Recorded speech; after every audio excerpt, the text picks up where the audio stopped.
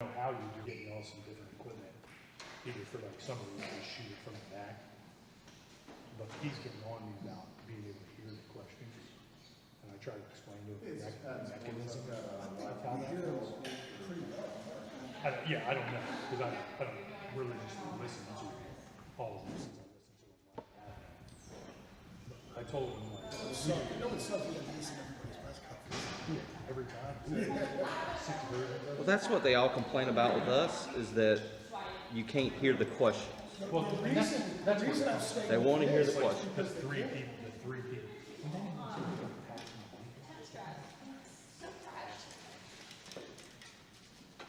But the ACC media portal doesn't make it easy because their files are so big.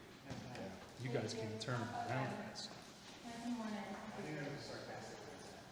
Well, I cuts off at 33 minutes and 33 seconds and starts a new file.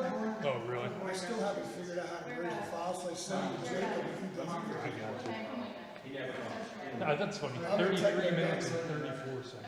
He probably will, It's weird. What I are don't the know odds? why. So whenever Mack's rolling, I think it's going to end like about 31 minutes. I'm like, okay, this is cool. I went out and sent it to Jacob. Now, the way you guys do this, you're going to have balloons on the show. So the balloons are not for us, so what are they for? hey, I know who somebody got the picture taken right here recently. Yes. There were probably balloons up too. There were a lot of balloons. Check. It's a big weekend coming You probably know better than I do. I think they have to be if they want to take them in to see the athletic training. Oh, I was kind of joking, but Yeah, I think in order to go in there, I think you have to wear that. Now we get to answer my regular question. We also introduce the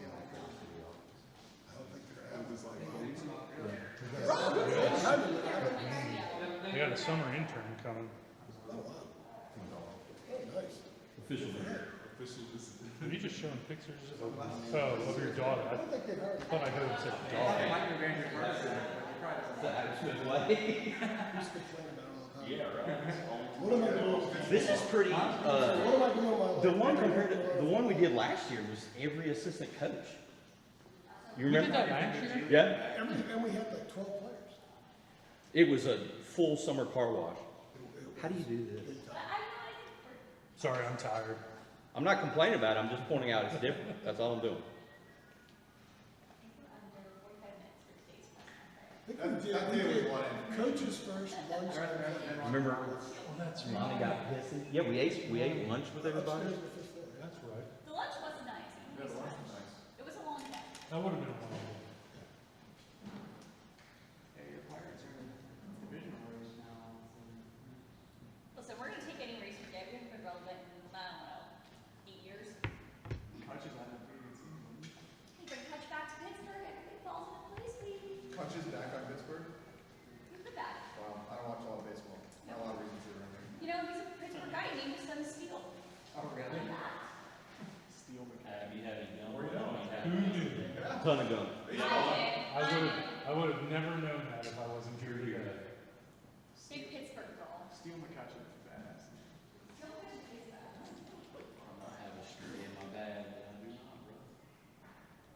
You know IC's got you. You had an interesting weekend with the Huggins situation. Yeah. I know. I am shocked. Absolutely shocked. It hasn't happened before. Oh, it's happened. I think That's why I got fired at Cincinnati. a lot of people make mistakes. Adam's here, I'm late. I had a whole thing planned out and you snuck up on me.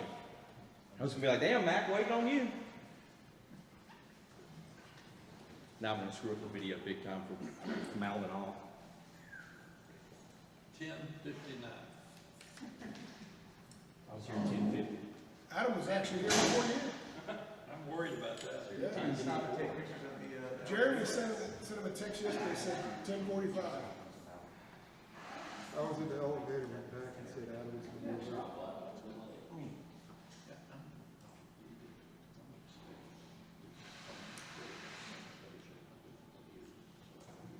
Okay. Why am I? There's no trash can in San Diego. That's true. Throw my trash. You know, I mean, not much.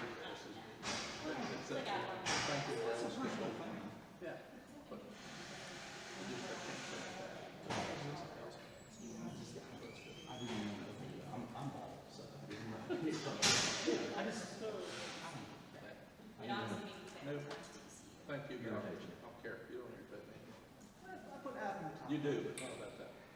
Should it go 6? That's my boon resident. Well, you know this should work fine since we're all skating at full strength here. Yeah, no question. Yes, I think. Jordan, you were all over Campbell baseball. Roll humps, baby. Oh my gosh. Hey, they're coming to Keenan. If you were listening, roll humps would be the absolute best slogan.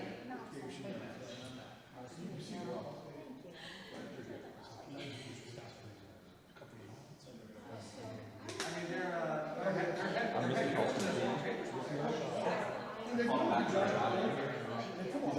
Hey, hey, talk about that. I was like, all right. Yeah, I was like, I was just trying to get back to you. He's like, maybe we could talk this afternoon. It's like, okay. He talked to Kirsch about something. I don't think it was anything bad or urgent is always the Kirsch thing. Like nothing urgent, right? But I don't know. Don't think that's anything. You can tell him I said that. Has he said that to you? No, I was just because you said that. All right, gang, everybody ready to go? Yeah, that's his whole thing. I don't think that's true. He says it all. Well, I'm like, well, shit, Kirsch, it might be happening.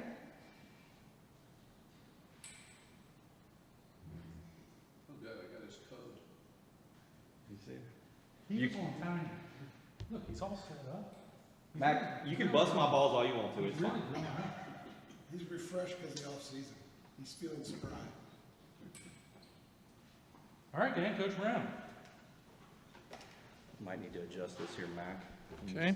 Step into the room. Good morning, everybody. Glad you're here. Hope all the fathers had a great Father's Day on the weekend. I sure did, and so blessed to have 4 wonderful children and 6 great grandkids. So wonderful grandkids. I can't say great grandkids because I'm not that old, for sure. Are you ready, Adam? I'm trying. You're doing well. Keep going, Mac. Okay. There we go, Adam. Adam was on time today, so that was a good start to the day and the new year. Just a few thoughts, and then I'll answer your questions. We just wanted to catch up because it's been a while since we had our visit after spring practice. This team is very close. It's an older team. It's a more mature team. They've had their ups and downs, but the younger guys have been to the Orange Bowl, had a poor season by our estimation last year, and then this year we won the Coastal and had a chance to end with 12 or 13 wins and didn't do it. So they also understand what could have been. So it's a lot of hope for them moving forward because they can see that we didn't finish well. Oregon was a really good team. We were shorthanded and came down to 19 seconds in that game. So that's how close we are to getting where we want to go. But when you don't do it, it's a motivator. Some cases, falling short is more of a motivator than if we had won 13 games or gone to the playoffs. And we sure have a chip on our shoulder. There's an edge out there about people calling us soft and needing more toughness. So I like what I see when I'm talking to these guys and watching them work out. You start looking at the opening part of the schedule for sure. Be probably the toughest opening 4 games that I've ever been involved with South Carolina and Charlotte, then App State here, and then Minnesota here, and then at Pitt. And that's a motivator for this team as well, because they know that we're going to have to be physical in those first 4 games. They know we're going to have to be in tremendous shape. It's going to be hot. There'll be a lot of running in the sun with very good physical teams, all which will run the ball and run the ball well against us, and that's been one of our nemesis. So we got to be ready to play, and that motivates these guys even more for summer workouts. It's also a big lift for our fans. We need great fan support in Charlotte because South Carolina is coming off of a tremendous finish. They beat Tennessee, they beat Clemson, and then played Notre Dame down to the last play. So they've got a lot of momentum. we didn't finish like we wanted to, and they finished as good as they finished in many, many years. So they'll have a lot of momentum going into that ball game. But we're going to need our fans to be with us those first 3 games for sure. When we go to Charlotte, we want to fill it up in Bank of America Stadium, and then come back and be packed and be rowdy for App State and for Minnesota, because those should be tremendous ball games. Spring practice recap. Positive takeaway is just what I said. It's a business-like team. We didn't have up and down practices. They were ready to practice every day. They practiced hard. When you start looking at the goals, we've talked about the goals. They haven't really changed around here for 4 years and going on 5. And what I've talked a lot to the staff about this spring is having goals is important, but committing to those goals and accomplishing those goals is more important. And we haven't done that. We haven't run the ball well for the last 2 years. We haven't stopped the run well for the last 2 years. We've got to do those things to just fundamental parts of being a good football team before we can make progress. So let's quit talking about the goals unless we've committed to them, but we haven't accomplished them. And we need to accomplish those goals at this point for sure. And that's really, really important. We also have talked about being too deep. Now we need to do that. The transfer portal has even more reason for everybody to be too deep, because you don't want your guys on the second team to leave. You need them to stay, because that's your future. And most of the time it's the guys that aren't playing enough that leave. So I've told our coaches, look and see if your guy was in the portal, would you want him back? And if so, then trust him and play him and put him out there and let it go. And we also had some really bad injuries, especially in our defensive line at the mid to latter part of the season, and that really hurt us. So we've got to have guys ready to step up when some other people get hurt. And if you're playing enough people, a guy doesn't get so tired that he gets hurt late in the season because he's more tired. I also really like this staff. This staff's getting along better camaraderie than any staff that we've had since we've been here. And you take the Ted Monachino's and the Clyde Christensens, and they've had a tremendous impact off the field. They can talk to our coaches, and they can evaluate the practice video and tell them what they see, good or concerns. And you take 2 guys that have won Super Bowls, that's pretty powerful. And the same with Freddie Kitchens. He's been a tremendous addition to our staff. Jason Jones has worked with Charlton Warren before at Indiana, so they're on the same page. So the staff continuity has been really, really good, and now we've got to take all that knowledge and we've got to transfer it to the field. And that's very, very important moving forward. A lot of newcomers came in on Monday. Ty Adams, Caleb Cost, Chris Culliver, Aiden Duncanson, Caleb LaValle, Jordan Louis, Trey Miller, Joel Starlings, all came in last Monday. Antavius Stick Lane, the grad transfer from Georgia State, came in on Tuesday, and he's looked really, really good in the off-season program. Rodney Laura and Julian Randolph will come in today. So they'll be here at noon today, and that'll be the end of our scholarship group. Yes, which ones? The last ones or all of them? Okay. Ty Adams, Caleb Cost, Chris Culliver, Aiden Duncanson, Caleb LaValle, it's Val, Jordan Louis, Trey Miller, and Joel Starlings, and it's Joel, got here on Monday. And they, Monday of last week? yes, a week ago. Monday last week, and Chris came in Friday. And Chris came in Friday because he had some family stuff he had to deal with. And we work them separate than we do the older guys until we make sure they're safe and in condition. So they will actually be working as a group. And then Ontavia Stick Lane, you like a safety named Stick, there's a reason. That's a new one. That's a new one. He came in on Tuesday, and he's been working out with the older guys and looks really good. And then today, I'll have lunch as soon as we leave here with Rodney Laura and Julian Randolph. And that should be the end of our scholarship guys that are coming in for the summer. And Julian and Rodney, they all come in when they get finished with school. And all the schools are different. Their times for graduation are different. And that's why it is staggered. Summer workout goals, it's, again, to prepare for that first 4 games, to have more toughness, to stop the run, to be in great shape, to try to develop too deep. All of those things are things that are important.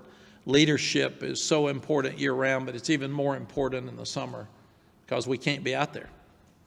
They have player-led practices. They've got to coach the guys, and they know who's out too late, and they know who's not eating properly, and they know if somebody's got bad habits. So Kevin Donnelly was hired for the Coleman Game Plan for Success, and Jim Coleman and his family paid for that position. And that position is to really instill leadership in your team. So they bring in guest speakers every week. They have Steve Smith came and talked to the leadership committee at Kevin's house for dinner. So you've got speakers all summer, and they talk to them about leadership, and they answer questions to the leadership committee. And then the leadership committee takes it back to the team. Kevin also helps them get internships, which will really help them prepare for life after football. He is also involved in helping them understand how to handle their money, because they have more money now with cost of attendance and the academic stipend and NIL. So we're trying to teach them how to use that money and try to save that money and help their family. So leadership over the summer, year-round, is really important, but you have more time in the summer, and it's really, really an important part of their progress. Recruiting update, I'm really excited where this class is, and they're coming together. People talk about, it's funny that boosters will tell me, I don't like him. Well, maybe you've seen him on 3 clips of video. We've got 12 people that watch every player. And when you think the power of a Ted Monachino and a Clyde Christensen watching guys, the Darryl Moody's got 19 years of evaluation of players as a pro scout. So you start looking at those guys, plus our recruiting staff, plus the entire side of the ball that is recruiting the player for defense. There's 12 evaluations that are written up separately before it ever comes to me. And if they feel like I need to see him because they think he's a scholarship player, then Pat Suddas brings me the video, and I write up what I see. And then I take the 12 evals, and I go back and look at every one of them, and then we meet as a staff and decide who we should offer. Core GPA is a huge part of that. I like to start with 3.0 and above, and that's really important. I took 30 years at Texas. Sally and I sat down and looked at every player when we got out of coaching that we had recruited and said, what separates people more than anything? And obviously there has to be a certain level of ability, and if you're the captain, it helps, and all those things.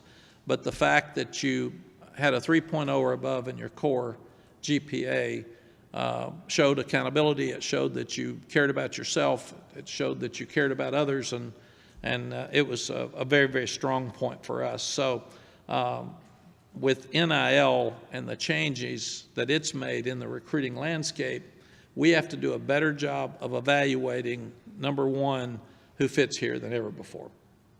Because if they're going to take money before they come here, or even if they commit to us and they would take illegal money in December, we shouldn't sign them, or we shouldn't commit them, because that's just a waste of our time.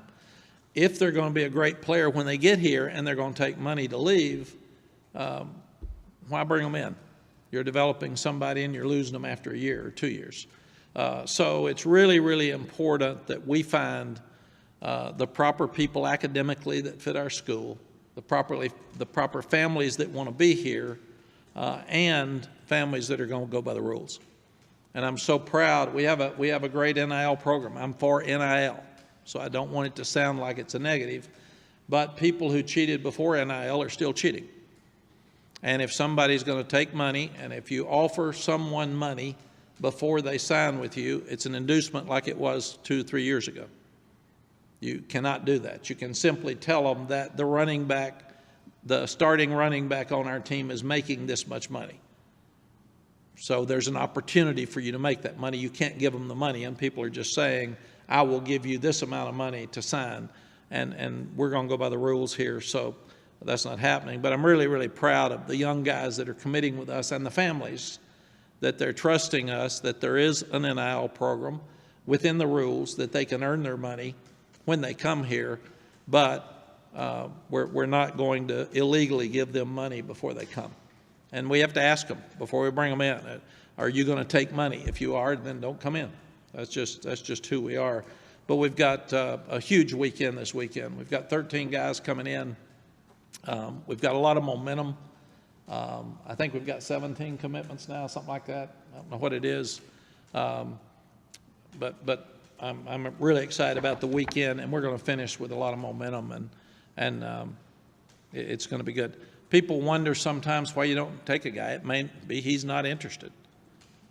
It may be that his grades aren't such that we feel like he can be a guy that should be here. It may be that he's taking NIL money illegally. So there's a lot of different reasons in recruiting, and we never talk about the individual recruits publicly. We can't, number one, but we wouldn't, because that's private information, and we don't want to embarrass some of them. A few dates for you, and then I'll answer some questions. ACC kickoff for us is July 27th, and we'll have 3 players going down. Those have not been released yet by the ACC office. Our players are home right now between first and second sessions of summer school, but the second session of summer school ends July the 27th, and then we report on August the 1st. And our first practice will be August the 2nd. The first 3 practices are in shorts. The 4th and 5th practice are in what we would call shells or uppers. It's just shoulder pads and shorts.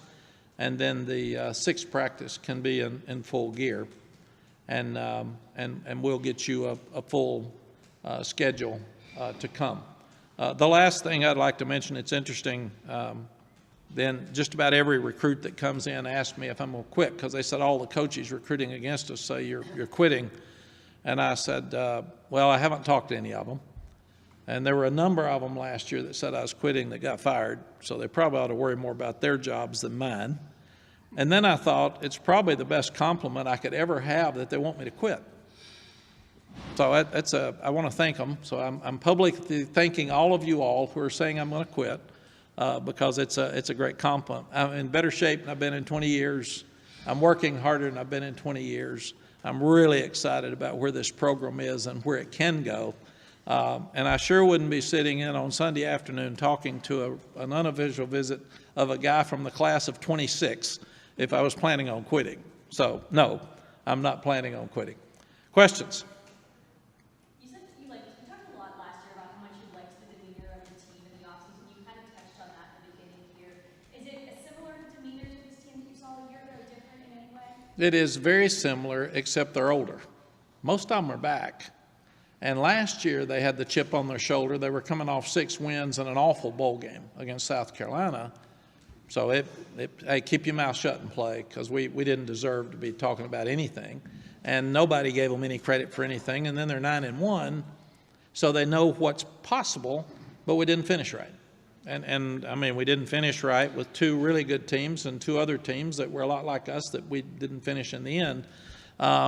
So now I think they're older. They see what's the possibility. They see what's out there. A guy like Ced Gray would probably be a 2nd-round draft choice, and he decides to come back because he's so excited about the season.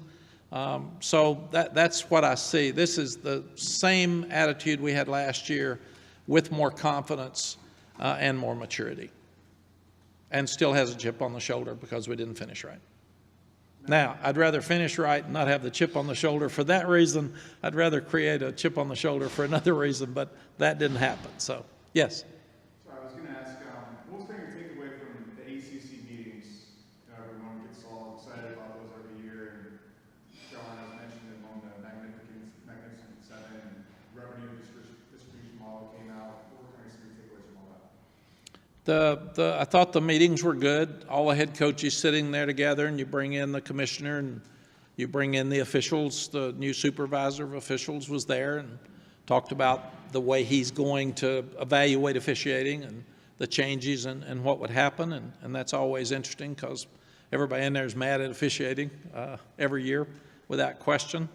And then the commissioner talks about the future of the program. And obviously, we're all sitting there and people started talking about Magnificent Seven. I'd never heard that till I was sitting in a meeting. I'm sitting next to Mike Elko. When it happened, he kind of said, "Is that you?" I said, "No, I don't have any idea what you're talking about. I'm trying to win games." So I think the college football is crazier right now than it's ever been in my lifetime, and I think ever been. When you talk about the transfer portal and where are we going with that? What changes will happen? And then you start talking about NIL and where's that? The NCAA just hired the governor of Massachusetts, so obviously they feel like politically things have to change to get college football back on track. And then you talk about realignment, and every day you're hearing some team pop up and say they're pulling out of a league or they're changing, and the TV agreements. I really, the only thing I got out of the meetings in Florida were that the commissioners fighting really, really hard to try to get us more money to make our league be able to compete at the highest level. And that's basically all that was said in those meetings. There's a lot of rumors. I don't deal with rumors. I deal with facts. And I figure that Bubba will bring me any information that's prevalent. And I have not heard anything about changes at all. Can the ACC compete at the highest level? I think so, but everybody, including the commissioner, would like to find more money per school, and I think that's the big question, and he's working really, really hard to try to figure that out. Sorry to interrupt you, Mac. I mean, beyond that, along with those meetings, what did you pick up as the mood down there? I mean, was it weird at all, knowing that, you know, you're in a room with these people who, I mean, everybody's trying to position themselves, obviously. Yeah. Like, I mean, did you pick up, is the vibe getting different with this group of schools and administrators and coaches, just with all the uncertainty and the ground shaking all the time? You know, I'm not around the administrators much. We have one meeting with faculty rep, ADs, and coaches. And very little was said in that meeting. It was more there's so many big things that are out there that coaches want to get their QCs and analysts and volunteers to be able to coach. And there's so much talk about realignment, NIL, transfer portal, that we're missing out on some fundamental things that coaches need to have changed, and changed now. And that's really important. So I felt like in the coaches' room, Adam, there was more talk about what do we need to get fixed, because we all know we have to win. Right. And it's not in our wheelhouse to be talking about realignment. And it really, the coaches didn't even talk about it. They laughed when the Magnificent Seven thing hit. But that's a lot more important right now to the ADs and the presidents and chancellors long term. I'm worried about South Carolina. And I think that's the 6 coaches got fired last year in our league. And it didn't matter. Realignment wasn't an issue to them. So we have to win. So the mood was more officiating. How can we get some really important things, rules changed at a lower level for us than the big picture for them, because the big picture to me is clouding the things that we need to get, the fundamental things that we need to get done now. And I thought that was the bigger talk than anything else.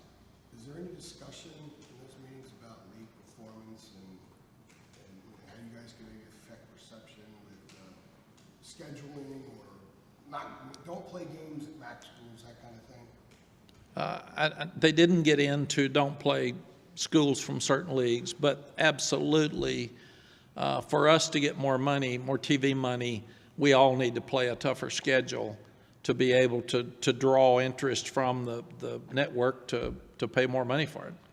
I think we're playing a Big Ten team and an SEC team and a huge game in this state with Appalachian our first 3 games. So we're doing that.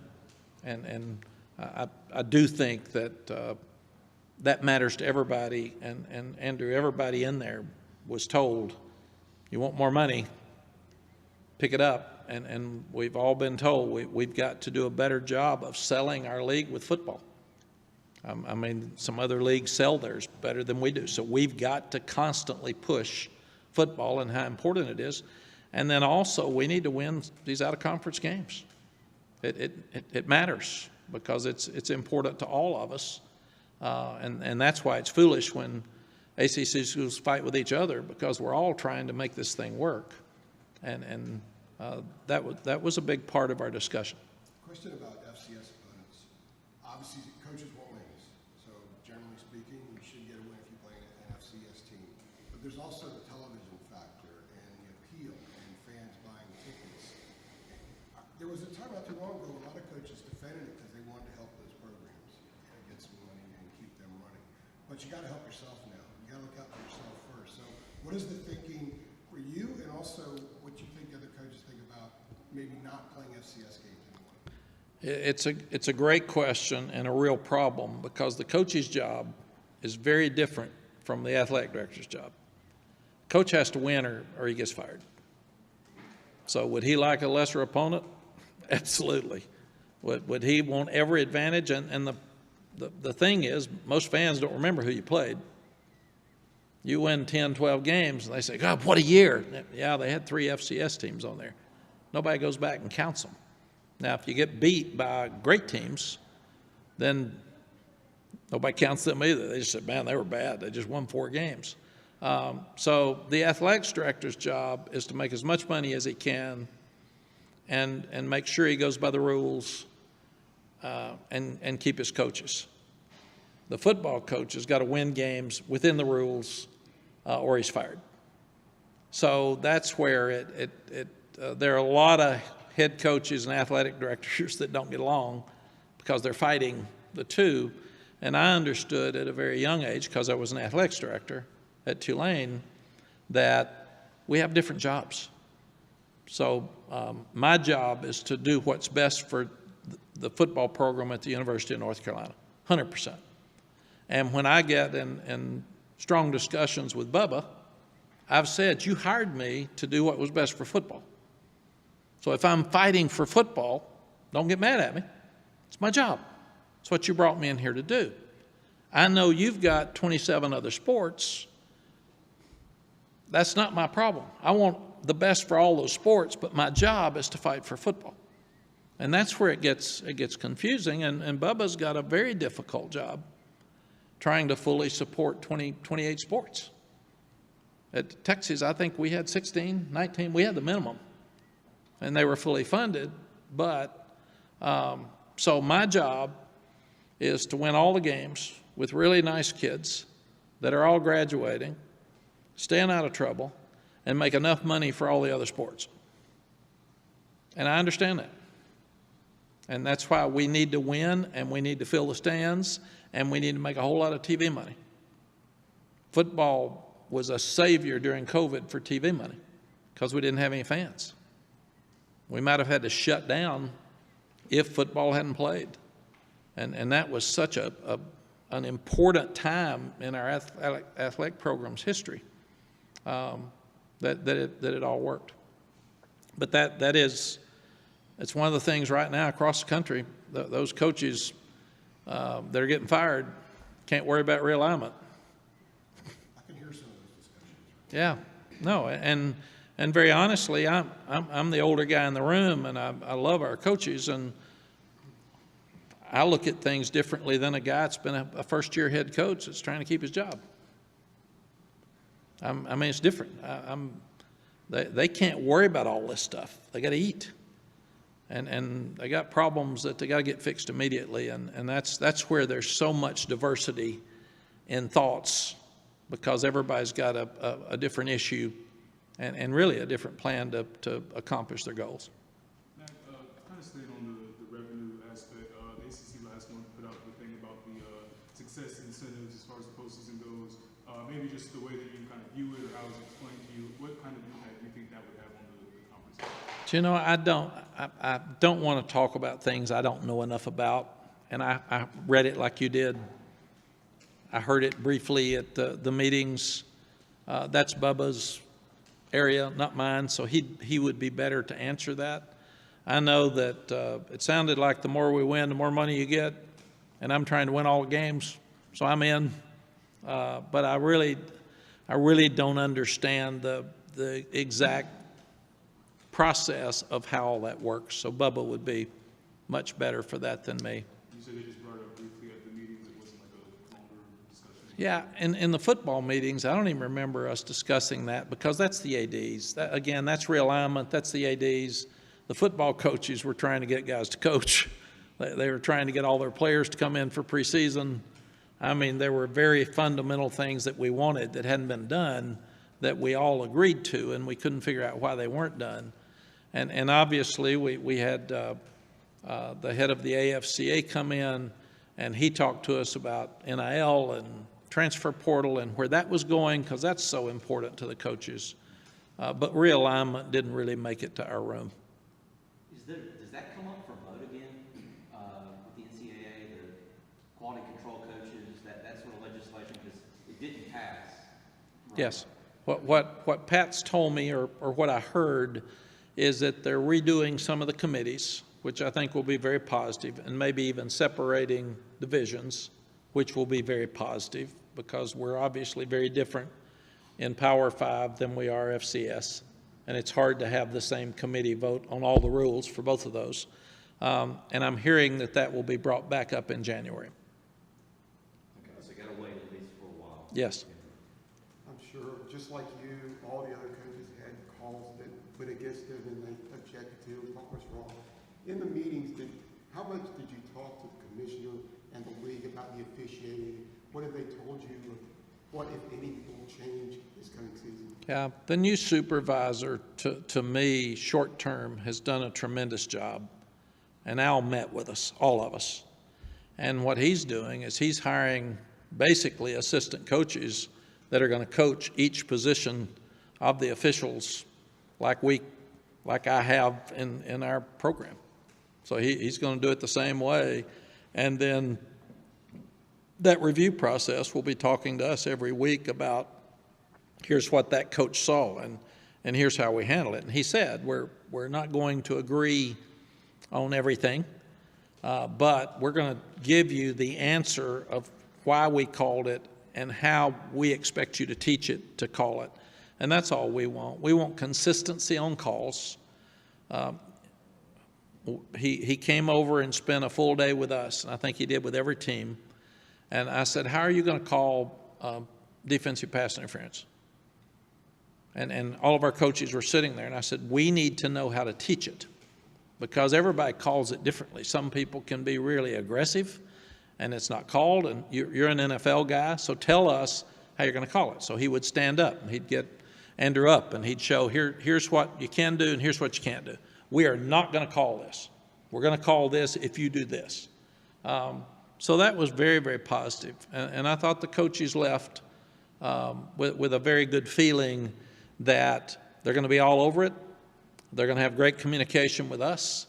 And that if the most important thing for us, for our coaches, is that we know what you're going to call and why you're going to call it so we can teach them not to do it.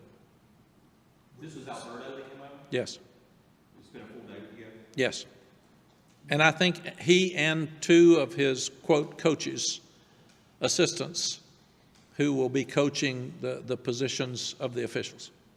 With the schedule being what it is at the outset, those first 4 games that you outlined, do you kind of enter into fall camp a little bit more in sprints, or as opposed to a year ago, you could ease into the schedule a little bit more because those first 4 could determine what direction things go? So Yeah. with perception, there are a lot of things that can be attained by guys in the field. Yeah, it's one of the reasons I made the point I made early about it's the toughest schedule I've ever been around. And even the end of the schedule, I didn't like the way it was placed by the conference office. And I said that, and some people whined, and I didn't care. But I want our players to know, if you're going to be good, you got to play a good schedule. And it's real. It's there. So no excuses. We won't talk about the schedule anymore, but it is what it is. And I've told them every day, when you're running your sprints, you're finishing your drills, that's the fourth quarter of the Minnesota game. It's the fourth quarter of the South Carolina game. So you didn't finish at the end of the year last year. So you're finishing now to win those first 3 games, first 4 games. You're not finishing to get through summer workouts. And that does make a difference, because they can see if we opened up with somebody who wasn't good, they'd think, we got a scrimmage, we're okay. We'll play in. They don't have any play in. It's we jump in with both feet to start with. Those last 2 games, you talked a lot about that. A lot of people have commented on the things you said. On the flip side, is there a positive there that you guys are having a big season? And in game number 11, you got out of Death Valley. Drake is in a position to maybe do something significant.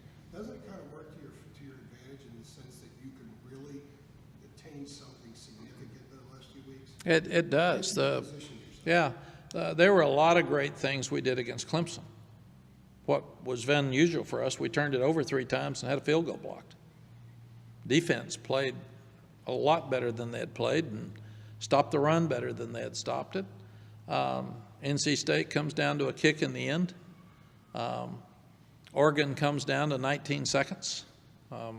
Georgia Tech, I thought we felt a little arrogance coming out of winning the Coastal, and they had lost some players and didn't have a coach, and we walked in there and got up 17-0 and left the building. And I didn't think we finished, and that's my fault as a coach. NC State, you go back, I think we were 4th and 3 when we kicked the field goal. We had not been a great field goal kicking team. I second-guessed myself, probably should have gone for the 4th and 3 because we'd made 4th downs all year. Oregon, we were up by 7, 9 minutes left, 4th and 2 at the goal line. I thought we were playing good enough defense. It'd be hard for Oregon to score 10 points in 9 minutes. Well, they beat me by 19 seconds. But if I had to do over, my attitude all year was to go for those 4th downs. So I'm going to go back and be really aggressive. I take responsibility for not being as aggressive against NC State and against Oregon in the end as we had been all year, and I thought that cost us.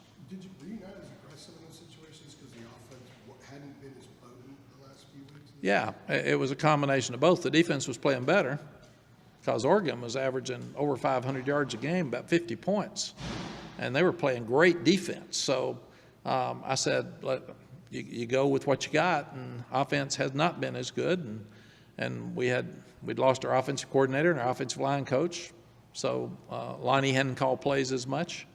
So I went with what I thought at the time. As I look back, I can take some responsibility for, obviously it didn't work, so I should have gone for it. That aggressive nature, is that something you were looking for when you had found in Chip when you were looking for an offensive coordinator? Yes. The best thing, there's a number of best things about Chip. He grew up in this offense. He was a tremendous head high school coach in this offense, but he runs the ball better than we've run it the last 2 years. And then it all fell together for me because he and Randy Clements have been very close friends, and they've wanted to work together because they meet all the time, and they're on the same page with the running game. So we will have a more aggressive and better running game, and that's what I wanted. And then Chip had 2 pro quarterbacks. So he obviously is a great teacher, and Drake, in a very unusual manner, Drake's going to go to the NFL after 2 years. And that's not much experience, but he's so talented, he can't not go because they're going to pay him too much money. But he needed somebody to help him immediately prepare, because we forget, I got mad at Drake missing a couple of throws there in the spring game. I look up, he's 10 out of 13. I mean, so our expectations of him are so high. But that's why I thought it was so powerful to have Freddie Kitchens come in here, who's coached #1 draft choice quarterbacks. Clyde Christensen's been a dream. He's coached the best quarterbacks to ever play the game. And he's been an offensive coordinator in college and in the NFL. And he's won 2 Super Bowls. Freddie Kitchens has coached a quarterback in the Super Bowl. And then you start looking at what Chip's accomplished, and he's averaged 33 points a game when he was calling plays as an offensive coordinator, and that's at Arizona State, Southern Miss, and Auburn. He didn't call the plays last year at Central Florida. That was Coach Malzahn. And the other thing that happens with Chip that's so good, he embraces Freddie being here. He embraces Clyde Christensen being in there and asking questions and talking. A lot of people aren't confident enough to want Clyde Christensen sitting in your meeting because of all he's accomplished. And Chip embraces it. He brings it on. And I also felt like we were looking at quarterbacks across the country, and there's more better quarterbacks out there right now than ever before because the quarterback teachers, the 7-on-7s, there's a lot of guys that are really good right now that maybe it wasn't that way 15 years ago. But these guys throw every day, and they're usually playing just one sport. But to sit there and have the ability to have those guys evaluating quarterbacks, nobody else got a room like that evaluating quarterbacks. And I've had some pretty good ones. So when those guys come in and say, Coach, this guy's really good, I'm thinking, I got it. How do you keep up with the staff, particularly the new guys like Chip and Randy, during the offseason, during this kind of quiet period? Like, how often do you keep up with them? We meet about every day. I felt bad last year that we brought prospects in on Father's Day, and the fathers were traveling some, and then I felt like our staff didn't get a day to celebrate Father's Day because I think we had camps and everything last year. So this year we brought in prospects Thursday, Friday, and Saturday and sent them home, and I let the staff off Sunday for Father's Day, and then I let the staff off yesterday because it was a federal holiday. And I've never, ever done that before. But we met this morning already, and we meet every day.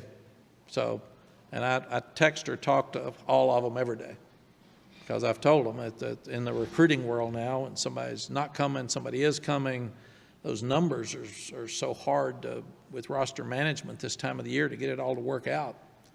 You cannot take a day off, and now a day off just means you're not in the office. You still got that phone working. So I spent most of my Father's Day with recruits or answering coaches on what we should do. Matt, throughout the offseason, what has stood out about your conversations with coaches and players? I think that we're so close. We didn't finish, and we're not happy with the way we finished, but we know what we could have done better to finish, and that's what we've got to do. The whole thing has been we've got to go from we're good. We've got a good program. We've won 9 games twice since I left. I mean, so for somebody to be mad at winning 9 games, I mean, they're probably not very realistic. We've won the Coastal twice since they've had a Coastal. So I'm not going to say last year's team didn't have a great year. They had a good year, and we want to have a great year. A great year is winning all the games, and very few people do that, but that's what we came back to do. So are we happy with good? It's better than 2. It's better to win 9 than 2. So we're happier, but we also can see really see the standard that's out there that we want to get to, and we can get there. And when you got a great quarterback, you got a chance to get there. One of our biggest things is to who's the next Sam, who's the next Drake, and everything else is in good place in our program. And Connor really had a good end of spring practice, and Tad's working, so but that's we got to have that next guy to step up because those guys have been really good.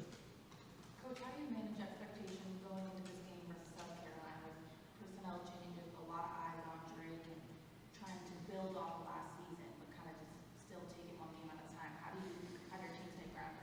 Well, we give credit to South Carolina because of the way they finished, and we talk about the things we did well. We were good, but nobody in our room is happy. South Carolina feels good about themselves. Everybody bragging on them, nobody bragging on us, and we did pretty good. So the thing we will do is give Coach Beamer and South Carolina all the credit in the world. Everybody's going to feel like they're going to win the game, and we got that. They deserve that. And I'm happy for him the way they finished, and I wish we had finished that way, and we didn't. So But it's fun for us because this program now is in the middle, it's in the mix of being really good nationally. And what we've got to do is take the next step. And that's what we're working to do. You mentioned the maturity that this team currently has, and then you also mentioned these younger players that are starting to come in and show up. When you have that staggered entrance of some of these younger players that you're bringing in, how does that boost this team's morale kind of in the dog days of summer training when there's not as much organized workouts as there will be later this summer? Yeah, it's a good question because they run so hard, and they're like Olympic athletes. They work every day. And even that they're off this week because they don't have school, they're working out because they can't afford not to. And that's why it's so good now that we finally got some depth and we've developed some competition so they can't miss. They've got to do everything right. And we check class every day. We check the fact that they've got tutoring sessions. They've got to go. We check their meals every day. They have to eat every day and they have to eat the right calories. So we just hired a new nutritionist, and she checks every meal, she and her staff. So those are little things that we feel like we've got to do to get better. And we actually have competition over the summer, and they have their running and weightlifting. They have games that they compete in, but also the things off the field determine whether they win or not. So they draft 4 teams, and then those 4 teams compete all summer. And the team that won the off-season and before spring practice had fewer points than the other team, but the other team lost more points because they didn't do things right. And that's what we said. That's why we lost at the end of the year. We didn't do little things right. So everything we're doing is try to show them what you've got to do to be great. And that's not take any shortcuts. And then we have big brothers. So for every newcomer, he has a big brother that takes him to class and shows him where the library is and shows him how to get around Chapel Hill. And we have an adult mentor and a player big brother for each of our players so they can get adjusted. People think now they can leave and go in the transfer portal after they get here for 3 days. So you got to recruit them after they get on your campus. Yes, ma'am. You had the unique opportunity of playing against one of your transfers coming in, T.V. Sling, a year ago. He had one of his best games, I think, against North Carolina. The 6 tackles, 2 forced fumbles. I mean, when you saw this guy in the transfer portal, was that a guy that was almost a no-brainer as to go on to add him to defense? Yes, it absolutely was. It's funny that he forced 2 fumbles in our game. He had an interception, I think, the year before. And he was all over the field. So what you do is after you're reviewing the video, you don't sit there and say, gosh, we'd like to have him. That's what everybody says. Did I go speak to Stick after the game and say, hey, boy, you look good. We're losing a safety. We'd love to have you. No. But when he gets into the portal, we remember him in the game, and we kept talking about he's undersized. But, man, the guy's all over the place and just played great. So, yes, it does matter, and it's even better that we played against him because we had a full evaluation of him, and he's hungry. He was eating lunch the other day, and he'd just been through working out, and I said, how you doing? He said, God, I love it, man. I love it. So that's one of the things about bringing guys from Group of 5 or from FCS because they have more advantages here than they would have in their programs. And they really like it, and they're happy to be here. Mack, going through an off season with a quarterback who's receiving a lot of hype is not anything new for you with the guys you've had over the years. But since it was so recent with Sam just 2 years ago, I remember reading a thing, I think 2 years ago, where it was one of those way too early rankings, and Spencer Rattler and Sam were listed as the top 2 quarterbacks that were going to be drafted the next draft. It didn't turn out that way, obviously. Is there anything from what Sam went through just 2 years ago with the hype leading into the season, the expectations, all that you try to talk to Drake about since Drake is close with Sam? Is there anything just there that you all experienced with Sam that can help Drake, just get ready to deal with what you know is coming when the season starts back? Yeah, I'm so proud of Sam. We didn't finish right 2 years ago. He didn't get drafted where he wanted to. And I remember calling him on draft day and say, I'm sorry, this didn't work out what you thought. And he said, Coach, this is perfect. This is the place I wanted to go. And he said, what's best for me is this is the perfect quarterback situation for me. And he knew more than I did, because now he's listed as a starter. And I'm so proud of Sam that he stayed positive. He's got tremendous faith. And he didn't ever take anything negative at all. And that's why he's the starter. And I'm also very proud of him that he has really mentored Drake. They talk about every day, and they play golf together, and they hang out together, and they're having so much fun together that Sam's experience, good and bad, is going to help Drake so much. And for a guy just to have done what he wants to do, I think it's just it's a wealth of knowledge for him coming in. What I have to do with Drake is settle him down, because he's so competitive and he's so hard on himself. And he's like me when I say, what happened on the 2 passes you missed in the spring game? He'd say, my feet, I got to get better with my feet. And but it's just there's never been 2 better people to lead your team. And I'm so excited about Drake's year. He's handled NIL so well. He handled the talk about transferring like an adult with me. I went to Pennsylvania with him for the Freshman of the Year award, the Sean Alexander award, and he was so humble and so nice. And then when he got down, he said, did I tell everybody thank you, or did I mess anything up? And I look out the window the other day, and he's out there with offensive linemen, and they're shooting a video for something, because he's worried about the other kids not having as good an NIL situation as quarterbacks do. And then I look up, and he's got a seafood NIL deal for all the receivers. That's just who he is. He's worried about everybody else. And you just have to love that. We're so lucky to have had Sam, and he'll be a Tar Heel forever, and to have Drake now. Outside of Malachi, do you expect everybody will be healthy when camp opens? And in particular, Sebastian Cheeks? Yes, on Sebastian. I think everybody's going to be ready to go. Everybody except Malachi. Yeah, that was the question. Yeah, I think Malachi's out for the year, and he's the only one that we feel like, as of right now, will not be ready to be full speed on opening day. Yeah, Andrew, I'll check that, but I think Coach. Yeah, we're going to discuss it this morning. We didn't have the full sheet in there, so, but I think that's it. Cheeks will be full speed? Yes. And with Sebastian, and then Deuce coming along the way he did in the spring, I know you don't have great depth there, but you've got a little bit more maybe than you had last year. Yes. So you're still going to have those conversations with Cedric and Power about how to get targeting and stuff like that. Yes, but it's one of the things. I want us to play more than 6 offensive linemen. You've got guys like Zach Rice, and you've got Trey Green, and you've got Diego Pounds.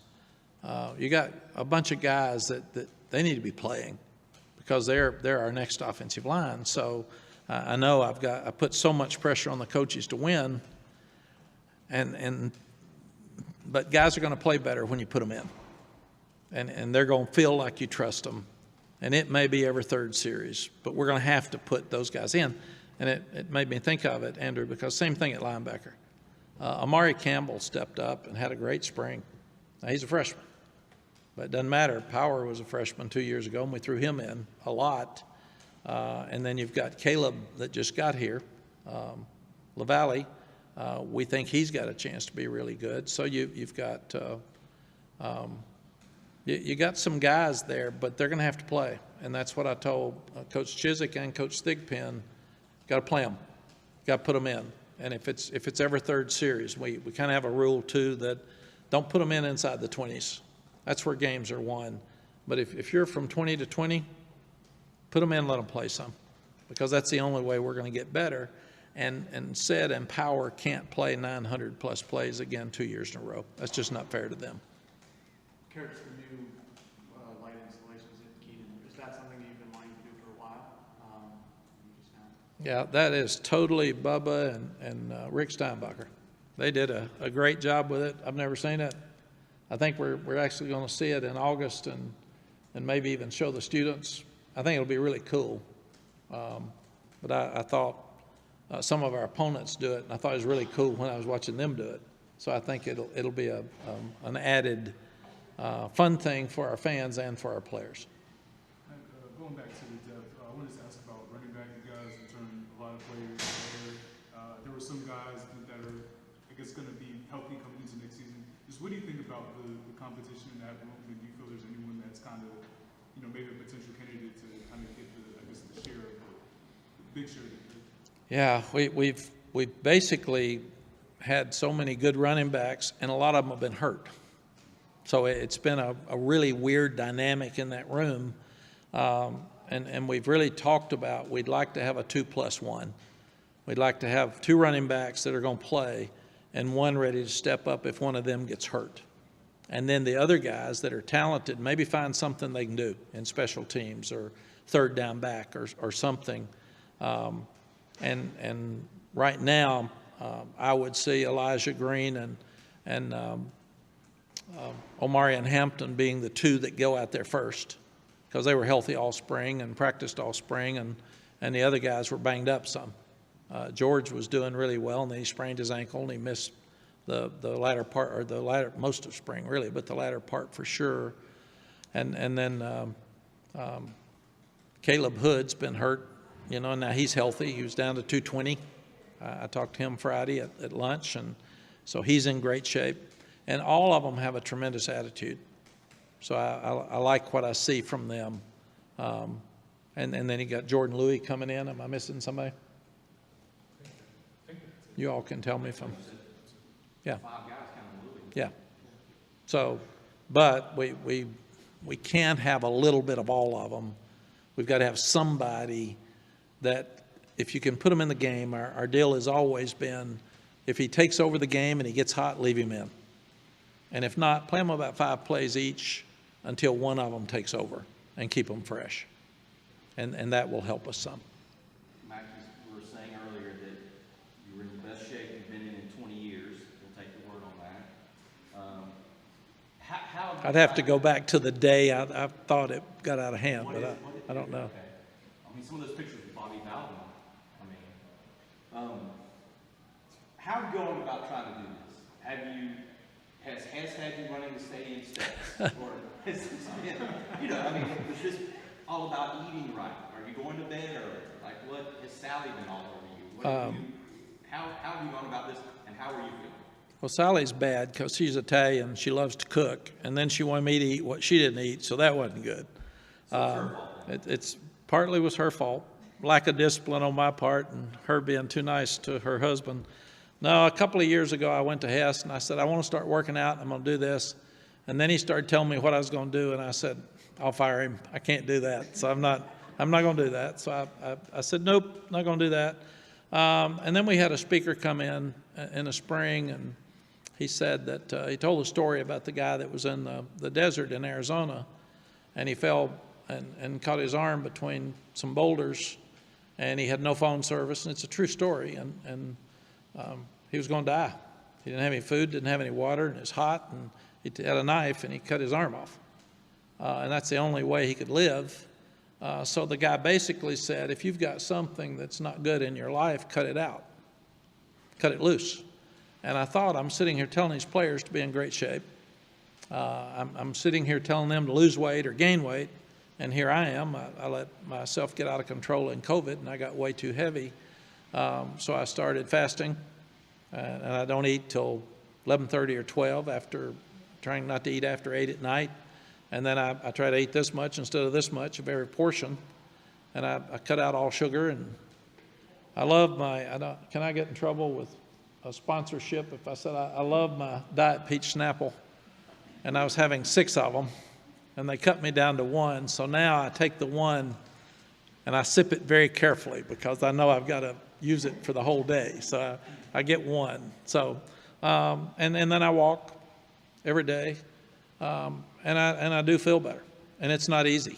I feel for people who who have to and try. Andrew's done it. It's not an easy thing. And when I'm busy, I'm good. Where I get in trouble is if I'm sitting because I'm a nervous eater, and that's what happened during COVID. I just sat and ate, and I walked every day, so I didn't think about it, but I looked up and I'd gained, I think, 30 pounds.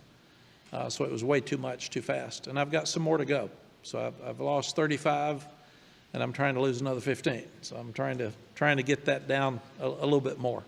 When you say cut out sugar, you also cut out carbs, because there's a lot of carbs. I've tried to cut out anything that's going to add weight. I look at calories on everything, and if it, I was a snacker. So if I'd see a little bag of peanuts and M&Ms, I'd say, oh my gosh, now I look and say, 210 calories, not worth it. So I just put it down. So that's what I do. So I'm trying really, really hard. How long did it take for you to get it and make it routine? This started probably in January, so I bet probably a month and a half, because I've started fasting a lot, and I'd never had enough patience to wait. I'd wait a week or 10 days, and I'd say, this isn't working. And I love breakfast. Oh my God. I have to walk around on recruiting weekends and bacon laying out there in the plate, and I have to stay away from it. So it's a nemesis for sure. Anything else? Thank you all. Have a great summer, and we'll probably see you again before the ACC meetings. Thank you. Thank you all. Thank you. Good luck. Appreciate it, Mac. Thank you. Good stuff. Well, I asked him before if it'd be okay to ask him. Because, you know, Well, I when didn't. he told me his weight last week, I asked him if it was okay if I reported. He says, absolutely. Well, I didn't want to embarrass